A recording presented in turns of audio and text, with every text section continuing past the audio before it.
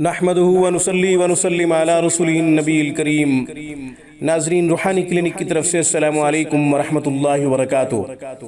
ناظرین، آج کی گفتگو میں ہر بیماری سے نجات کا ایک خوبصورت قرآنی عمل آپ کی خدمت میں پیش کرتا ہوں۔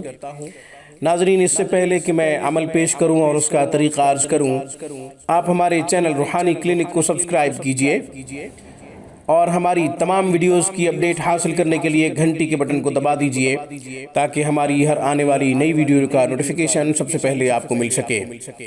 گھر بیٹھے مذہبی تعلیمات حاصل کرنا چاہیں یا قرآن کریم کو تجوید سے پڑھنا چاہیں یا پھر ترجمہ و تفسیر پر مبنی تعلیم قرآن کریم کو سمجھنا چاہیں، سیکھنا چاہیں تو ہمارا بہترین سٹاف دینی خدمات میں شب و روز مصروف عمل ہے۔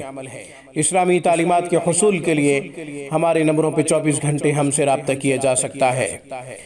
ناظرین، ہر بیماری سے نجات کا ایک بہترین عمل۔ جو شخص آیت کریمہ روزانہ کی بنیاد پہ 40 مرتبہ پڑھا کرے، اللہ تبارک و تعالی اس کو 3 انعام عطا فرمائیں گے۔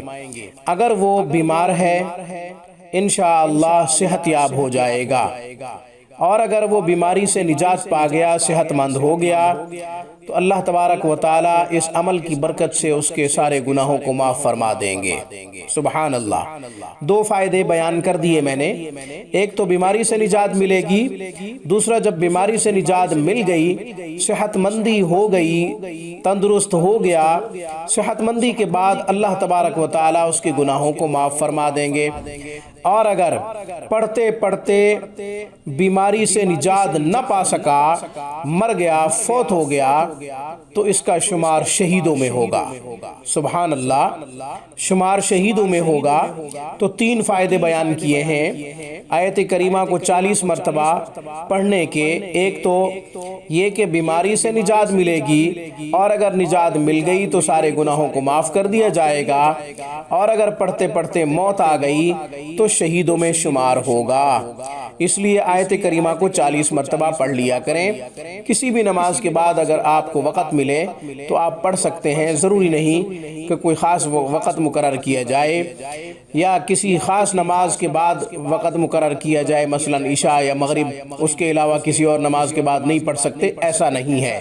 جب بھی آپ کو وقت ملے آپ 40 مرتبہ آیت کریمہ کو پڑھ لیا کریں اور روزانہ کا معمول بنا لیں۔ انشاءاللہ بیماری سے نجات ملے گی، اور اگر نجات مل گئی تو گناہوں سے معافی کا اعلان، اور اگر بیماری سے نجات نہ ملی، فوت ہو گیا، تو پھر شہیدوں میں شمار ہوگا۔ آج کی گفتگو میں بس اتنا ہی۔ السلام علیکم ورحمۃ اللہ وبرکاتہ۔ Thanks for watching my video. اللہ حافظ، اللہ نگہبان۔